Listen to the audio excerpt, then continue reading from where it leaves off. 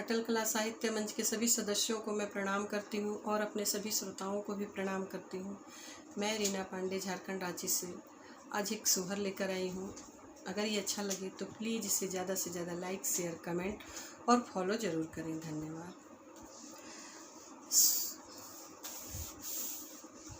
सुतल रहनी ओ सरवा कमरिया मोरा बथेला हो। सुतल रहनी ओ सरवा कमरिया मोरा बथेला हो।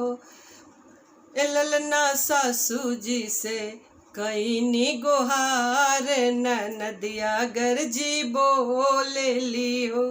ललना सासू जी से कईनी गोहार नदिया गरजी बोले लियो।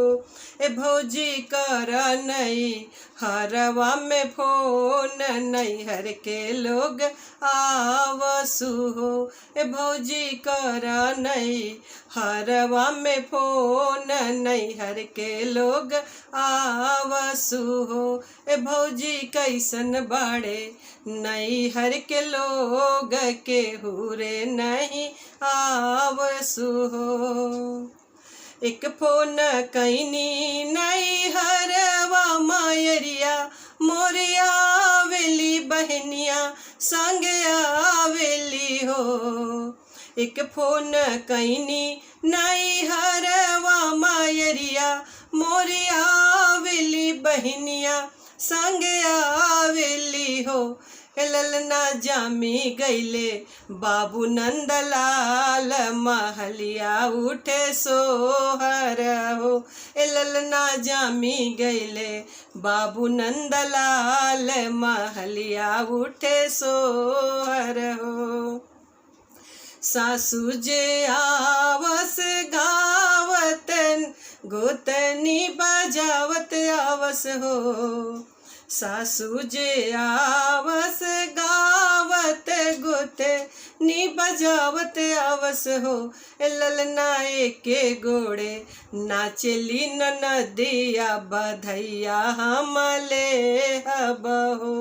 ललना एके गोड़े नाचली नदिया बधैया हम ले हब हो। सासू के देबो पियर सड़िया गोतिन के गले हरवानु हो। सासू के देबो पियर सड़िया गोतिन के गले हरवानु हो। ललना ननदो के कुछो न भेटाई नदिया तो लजाए गईलियो।